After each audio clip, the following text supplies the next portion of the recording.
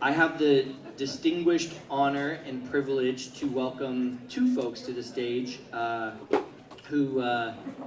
one who's been around in the LA Catholic Worker Time since near the very beginning. But to introduce Jeff, who you all know, I would love to call up Theresia de Vroom, who has been a huge supporter of our work and Jeff's work, who is going to give us an introduction. So thank you so much. Continue eating, and Theresia. Thank you so much for having me. Bernard of Clairvaux, 12th century abbot and mystic and philosopher said, labore est orare, which means to work is to pray. And I think what Catherine and his beloved, what Jeff and his beloved wife Catherine have done is make a prayer that has changed all of our lives in the kitchen. They've made an Eden in hell, a garden with birds and fish and plants and mosaics and food for everyone. And it's quite an extraordinary thing that they pulled off. I have their permission to teach Shakespeare on Fridays for a couple of hours, and when I go home, I always feel humbled, and also I need, as the Brits say, a lie down, which means I can chill out, because I can't do it. And I taught yesterday, and on my way out, I saw two ladies who had no clothes on, and a bunch of people smoking crack, and I stepped over human excrement, and I thought, they've done this for 55 years. How did they do this? How do they have the steel in their bodies to do it?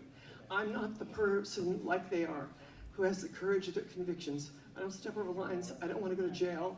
I don't do what I believe in, but they do. And all of you in this room probably do too. So now I'm going to tell a funny story. I hope this is funny. I first met Jeff Dietrich through John Connolly, who's sitting up here with his wife, Rosemary. He marched into my office dressed completely in black. Black hat, black t-shirt, black jacket, black pants, black socks, black shoes, and probably black underwear for all I know. And he was not a happy camper. And so, you know, when you are an author and you come to a potential publisher, you sort of want to suck up to them. No, Jeff did not suck up. He told me that I was working for an empire, that universities were corrupt. It went on for like 20 minutes. Okay, then I thought, okay, great, why is he even here? And now that we're not in hallowed ground, I would say, in my mind, that little bubble that goes up in a cartoon, I said, what a fucking asshole. Okay, I don't like him. And so then he said, and then John Connolly says, well, he wants you to publish his book. And I thought, are you nuts? And I just published 2 Catholic books, and I thought, not one more Catholic book, and I'm sure he can't write to save his ass. Okay, so then I said, okay, and I was smiling in my little Catholic outfit, professor uniform, and I said, well, I'm finished, I'm on sabbatical, which means you have time off from the university to write your own work, and I've got a penultimate chapter of my own book that I'm writing. When I finish it, I shall read your book, manuscript, which was this big. Okay. So, I was a brownie and a Girl Scout, and I had 12 years of Catholic girls' school education. So the one thing I did learn from that is you keep your promises. It's kind of bullshit, but I did. So I finished my chapter, and like a good brownie Catholic Girl Scout, I did the first thing I needed to do, which was to walk down to the corner liquor store and buy a bottle of white, delicious chilled wine, and adopt a nice little black dog. Because what Jeff Dietrich reminded me of when he first came to my office, and I don't know if you grew up with the LA Weekly, but there used to be a cartoon at the back called The Angriest Dog in the World. And that was Jeff Dietrich in my office. And he was growling at me the entire time, and I thought, screw him, you know. All right, so I sat there and I thought, I'm gonna drink this wine, I got this little new puppy, I'm gonna sit in my beautiful study, I'm gonna read 10 pages and throw it in the trash and say, well, it's not really for us. There's plenty of Catholic publishers. I read 10 pages, I read 10 more pages, and then I read for another 24 hours, 354 pages. And I knew what I had was not a good writer, was a genius writer. And I'm somebody who teaches Chaucer and Shakespeare and a few other people that are pretty famous. I can tell what good writing is. And that then went to a little other problem, which is that, as many of you know who have edited Jeff, and several of you are in this room, Jeff is dyslexic, which is not a crime. Vincent van Gogh was dyslexic, Leonardo da Vinci was dyslexic, it's not a crime, we've got spell check. But there was another little problem. So Jeff didn't really know what a reference was, I think. So I said to him, what Bible are you using when you quote Jesus? Now let's remember Jesus, his whole life is predicated on the life of Jesus.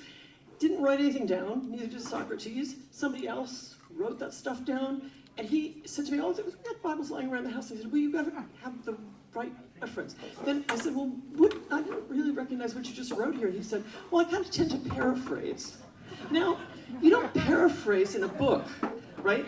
Okay, so it took 2 graduate assistants, 4 undergraduate interns, myself and another editor to fix this for 6 months. I lost my entire sabbatical over the whole thing. Okay, so I just want to say that I knew when I read what Jeff wrote that he was a genius writer. And Jeff is not a typical writer. He's a pugilist. He's a boxer. And he doesn't give up. And he fights hard. And that is like Hemingway and Boswell and other writers in his realm, that fight. And that's what he's done his whole life, is fight. One of my favorite poets is William Butler Yeats, who wrote a great poem called The Circus Animal's Desertion, which is about losing your inspiration when you're writing poetry. And the last lines are, I must build a ladder where all ladders start in the rag and bone shop of the heart. What Jeff and Catherine have done is build a ladder from the bone shop of the heart to make the world a completely different place. And thank you all for what you've done. Here's Jeff Dietrich.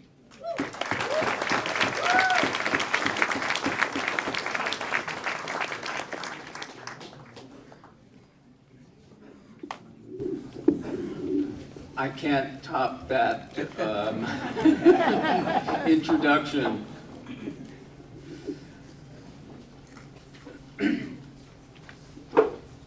This is called I Told You So. I was bound and determined not to have my father say, I told you so. When I moved into the Catholic Worker, it was in the spirit of the age, hippies, communes, radicals, and alternative lifestyles, which my father hated. He hated all things 60s. He hated hippies, communes, and radical alternative lifestyles, and I loved them. And perhaps that is a reason why I could so passionately embrace the vision of community and $5 a week and all the beans you could eat, which was Catholic Worker Fare. I had refused induction into the Vietnam-era military and faced a crime for which I could be sentenced to prison for 5 years. My father advised me to join the Navy. And I just prayed that the Lord would allow me 1 year at the Catholic Worker so I could tell the judge when I came before him that I don't refuse to serve in the military because I'm a coward.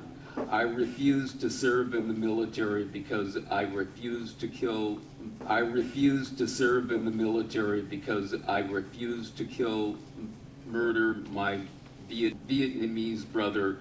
I refuse to kill. I choose life. I choose to serve life, to feed the hungry, clothe the naked, shelter the homeless. I choose life rather than death, therefore put me in jail. I had found a home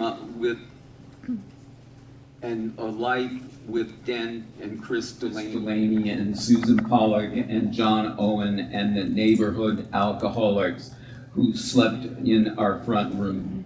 Nothing could be more important than feeding the hungry, clothing the naked, sheltering the homeless, and embracing jail as an act of conscience. Though he was unconscious of it, my father and I were locked in a mortal struggle. I was bound and determined that he was not going to win. My father was not going to say, I told you so. I was determined to make it my life goal that I would be the opposite of my father. I was bound and determined that my father was not going to say, "I told you so," to the alternative life that I was about to live. I tried to be everything that he was not. If he was a capitalist, I would be a socialist. If he was a money hoarder, keeping his money in banks, I would live in voluntary poverty. If he lived in the suburbs with wealthy people, I would live in the inner city with poor people. If my father was law abiding, I would be a lawbreaker committing rampant acts of civil disobedience.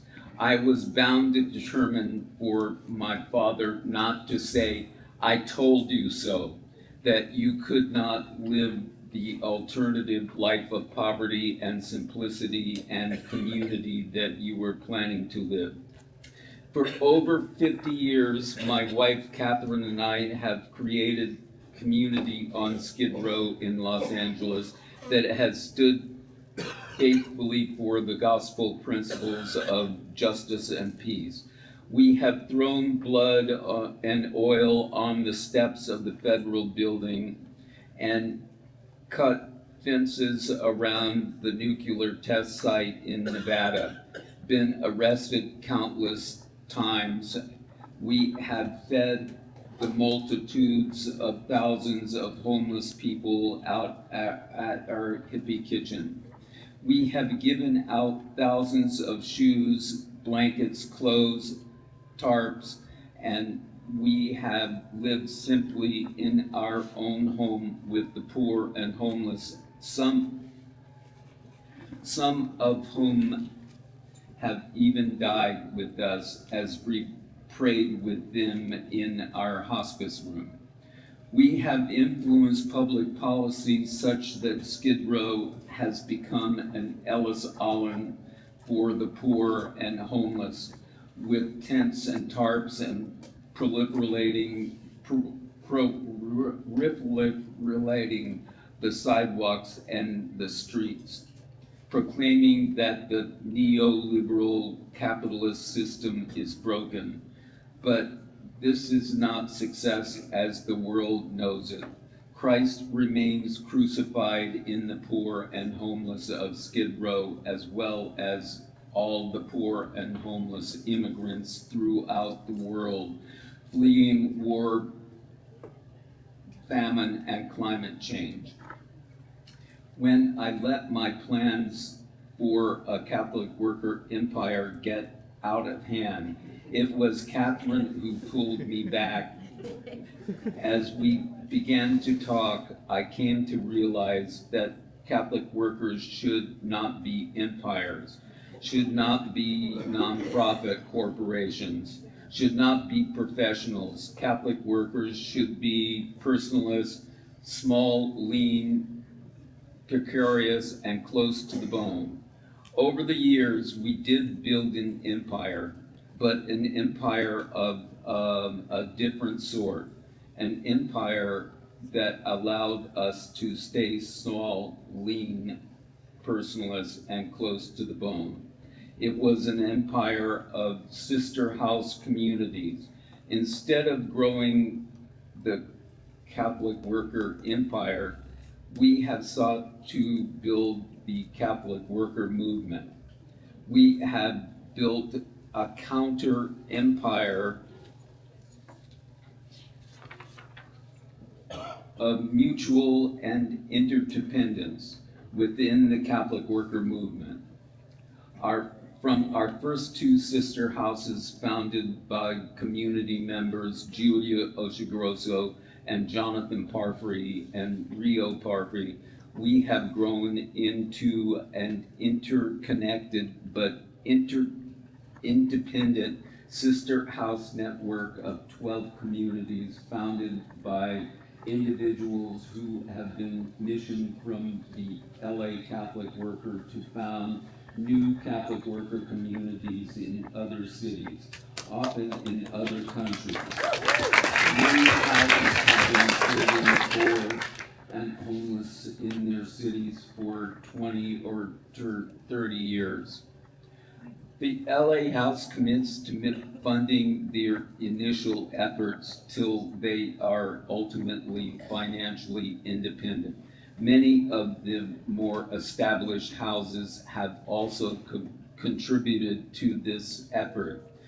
Every year we gather to socialize and listen to the progress and needs of each community.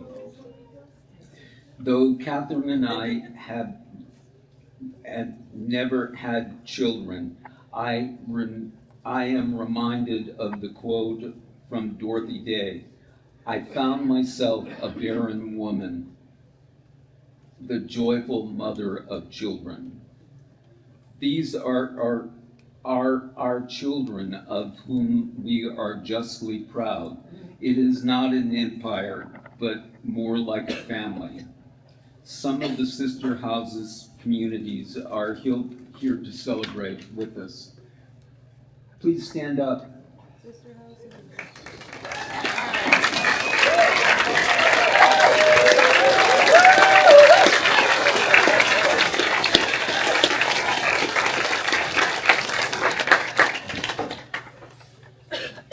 Even in our retirement years, Jeff and Catherine, we continue to do the work of serving.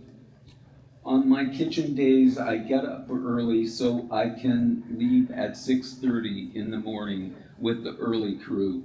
I chop onions for the soup pots and tomatoes for the salad.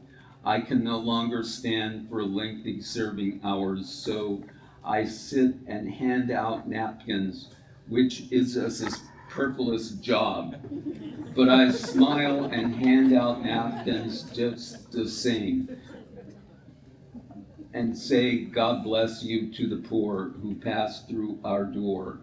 And inevitably they respond with the blessings of God. To be blessed by the poor is inevitable. On my house days, I prepare meals for our house guests and the formerly homeless. I clean the toilets of the poor. I hang out the laundry for my wife, who can no longer walk. And when I hang out the laundry that came from the kitchen, I pray for the poor and who have been served 500 daily meals we prepare at our hospitality kitchen so they can eat in our beautiful dining garden. Catherine goes to the kitchen every day and serves tea and greets the poor with a smile. And when she comes home, in lieu of a nap, she writes countless personalized thank you notes and keeps our mailing list up to date. A thankless but much needed task. When I look around on Skid Row, I see tents and tarps and poignant sacred cardboard sleeping mats and cardboard condos where the poor have slept through the night. I have accomplished nothing substantial, nothing. I have created no structures. Skid Row is not better than when I came here in 1970. In fact, it's gotten worse. I have failed to stop the war and world hunger, but I have been able to do for my entire life what some people do only in their retirement years. I have been living a life where I have been giving back to the community, to poor and suffering, the victims of our wealth accumulations, the victims of this neoliberal global capitalist empire. We're studying King Lear in our Skid Row Shakespeare class, which my publisher Theresia de Vroom. Where is Theresia? Stand up, Theresia. Teaches, and there has been much spirited discussion about Act 3, in which King Lear, in a thunderstorm, has been abandoned by his daughters and is desolate on a lonely heath. We are astonished at the spectacle of a king brought so low and humbled to have the realization that he failed to recall the destitute. Poor naked wretches, wheresoe'er you are,